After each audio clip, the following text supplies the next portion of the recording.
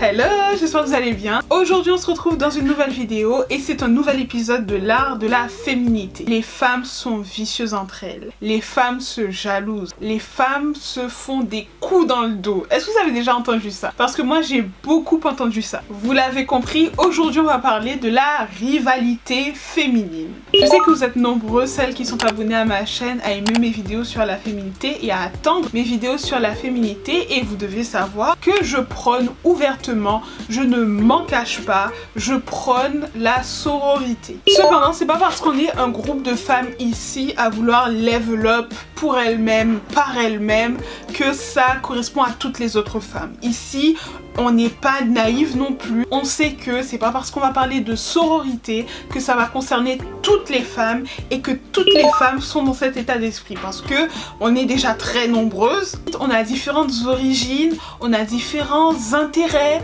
on a différents centres d'intérêt et on n'est pas naïve. On sait que toutes les femmes qui peuplent la terre entière ne pourront jamais tomber d'accord parce qu'on ne voit pas les choses de la même façon, on n'a pas forcément les mêmes intérêts. Mais quand je parle de sororité, je parle d'un groupe de femmes qui se retrouvent dans les mêmes valeurs, dans les mêmes intérêts et qui décident de se rassembler pour s'encourager, se soutenir, se pousser vers le haut. Déjà dans d'anciennes vidéos, je vous disais déjà que c'est pas parce qu'on prône la sororité que ça veut dire que toutes les femmes qu'on va rencontrer seront dans le même état d'esprit que nous. Et je ne dis pas ça pour jeter le discrédit sur toutes les femmes. Bien évidemment, toutes les femmes ne sont pas dans la compétition féminine. Donc bien évidemment, cette vidéo ne concerne pas toutes les femmes non plus. Et je fais cette vidéo déjà parce que c'est dans ma thématique, hein, je parle de féminité, donc c'est dans ma ligne directrice. Mais je fais aussi cette vidéo pour vous aider à repérer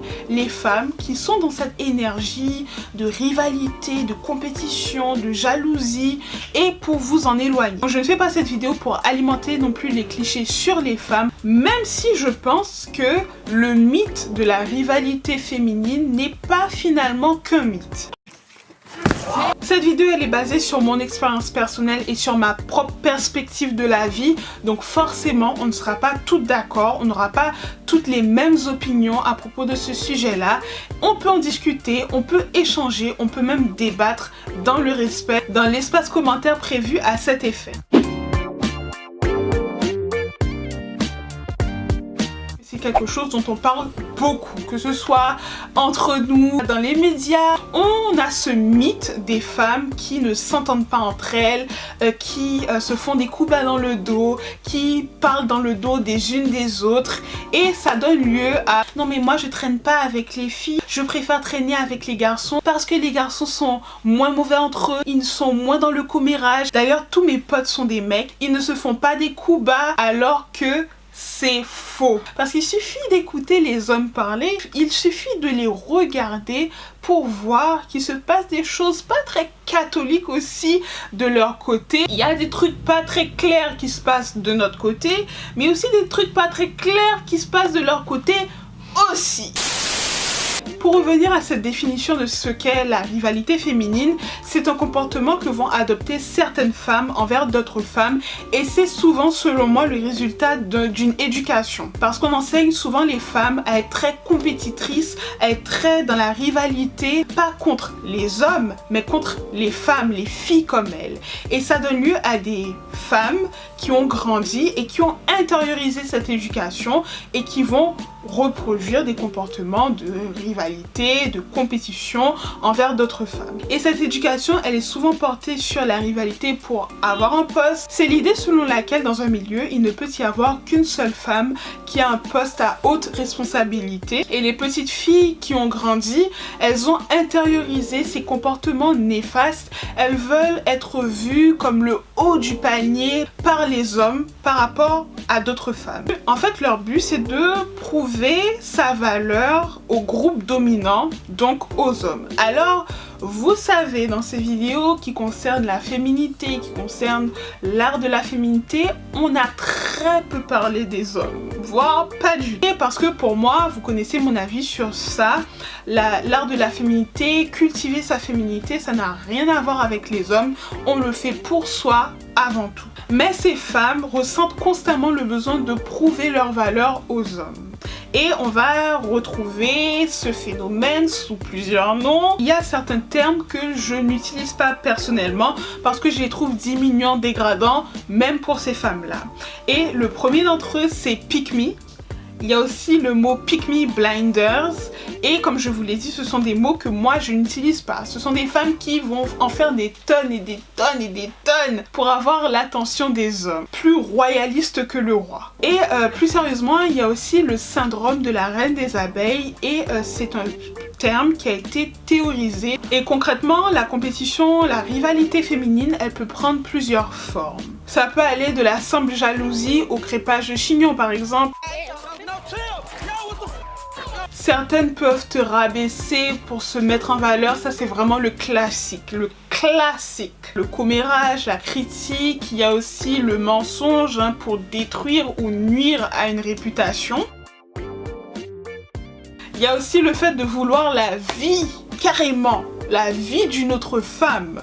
Alors ça peut passer par son job, ça peut passer par son physique, ses relations, ses amitiés, son homme, ça peut vraiment être tout et n'importe quoi. Bref, c'est bien sûr une liste non exhaustive que je viens de vous faire. Et vous savez, il y a la bonne compétition, mais il y a la rivalité malsaine où tu veux dépasser, tu veux écraser. C'est de ça là qu'on parle là tout de suite. Pour moi, une femme qui est dans la rivalité féminine, elle ne respecte pas le girls code. Comment moi je fais pour le remarquer? Il faut savoir que moi je suis extrêmement forte pour détecter ce genre d'énergie. Parce que pour moi déjà, c'est une énergie, c'est dans l'air.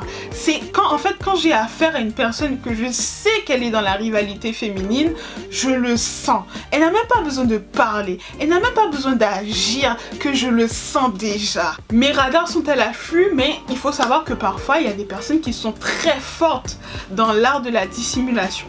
Mais ce qu'il faut savoir avec ces personnes qui sont très bonnes dans l'art de la dissimulation, c'est qu'à un moment ou à un autre, elles vont se relâcher. Et à un moment ou à un autre, elles vont finir par se trahir. Elles vont toujours finir par se trahir. Et c'est pour ça que c'est important de s'écouter, de suivre son instinct. Je sais que moi, souvent, quand mon instinct me dit « Ok, cette personne-là, c'est fort, il faut faire attention. Cette personne-là, je la sens pas. » À chaque fois, mais vraiment à chaque fois, il s'est révélé que la personne n'avait pas de très bonnes intentions. Et parfois, ça n'a pas besoin d'être un truc de ouf, ça n'a pas besoin d'être un truc de malade. La personne n'a pas besoin de te faire une crasse extraordinaire pour que tu puisses te rendre compte qu'elle a de mauvaises intentions à ton égard. C'est parfois un geste, c'est parfois une parole, c'est parfois même un silence qui te permet de voir en fait que la personne agit d'une façon assez curieuse. Bon, après, il y a les personnes qui sont moins expérimentées. Et là, c'est un jeu d'enfant. C'est bien souvent une personne qui va te rabaisser publiquement, ou pas nécessairement publiquement, mais qui va te rabaisser pour se mettre en valeur. C'est une personne à qui tu as révélé un secret et qui va le dévoiler comme ça au grand jour devant d'autres personnes. Tout ça pour se mettre en valeur et te diminuer. C'est une personne qui va avoir tout ce que tu as, qui t'envie. Ça peut être aussi cet ami ou cette personne même de ta famille qui voit qu'il y a un truc qui ne va pas sur toi et qui ne va pas te le dire parce qu'elle ne veut pas que tu sois sous ton meilleur jour. C'est par exemple une femme qui va agir d'une façon lorsqu'elle est avec toi et qui va agir d'une autre façon lorsqu'il y a ton mec. Ces comportements, bien évidemment, c'est une liste non exhaustive, mais ce sont quelques petits éléments qui vont vous permettre de repérer chez les personnes les moins expérimentées, selon moi, cette rivalité néfaste et malsaine.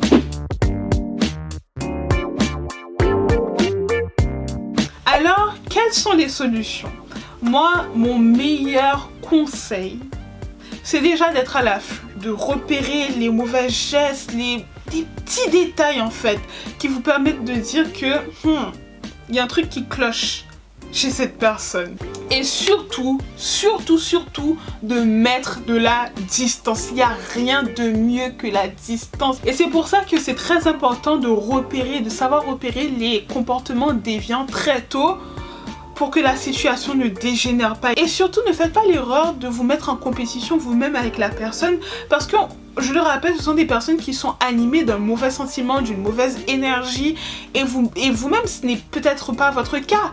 Donc vous allez vouloir rentrer en compétition avec une personne qui est peut-être prête à tout pour écraser tout ce qu'il y a sur son passage dans votre vie. Et rappelez-vous qu'une femme qui connaît sa valeur ne se met pas en compétition, en rivalité avec d'autres femmes. En d'autres mots, quand t'es une meuf fraîche, tu te mets pas en compétition avec d'autres femmes. Il existe des stratégies un petit peu plus sombres pour contrer, pour rentrer dans l'affrontement avec ce genre de personnes, mais honnêtement c'est pas l'objet de cette vidéo et surtout c'est pas les conseils que je veux vous transmettre. D'ailleurs, je ne pourrais pas développer avec vous toutes mes stratégies pour faire face à ce genre de personnes, parce que ce sont des stratégies que j'ai déjà appliquées par le passé concernant certaines personnes, et je vous le rappelle qu'il y a des personnes que j'aime bien qui regardent mes vidéos et il y a des personnes que je n'aime pas qui regardent mes vidéos. Donc si je commençais à dévoiler mes stratégies, elles pourraient se reconnaître et j'ai pas vraiment envie de ça. Et ce sont aussi des stratégies que peut-être que je vais devoir appliquer à l'avenir. Donc je veux pas révéler comme ça toutes mes armes. Mais mes stratégies, elles sont toujours respectables, hein. Moi, je passe pas du côté sombre. Mais le vrai conseil que je peux vous donner, c'est déjà de savoir repérer, comme je vous l'ai dit dans la deuxième partie ou la deuxième partie de la vidéo, et surtout de prendre ses distances. Ça, c'est le meilleur conseil. Voilà, cette vidéo est maintenant terminée. J'espère qu'elle vous aura plu. N'hésitez pas à me dire ce que vous en pensez en commentaire. Est-ce que vous avez déjà fait face à ce genre de situation? Abonnez-vous si c'est la première fois que vous me découvrez, que vous tombez sur l'une de mes vidéos. N'oubliez pas par la même occasion d'activer la petite cloche pour être informé à chaque fois que je poste une nouvelle vidéo. Rejoignez-moi sur Instagram et puis en attendant, croyez en vos rêves, aimez-vous. Moi, je vous aime et je vous retrouve dans une prochaine vidéo. Ciao!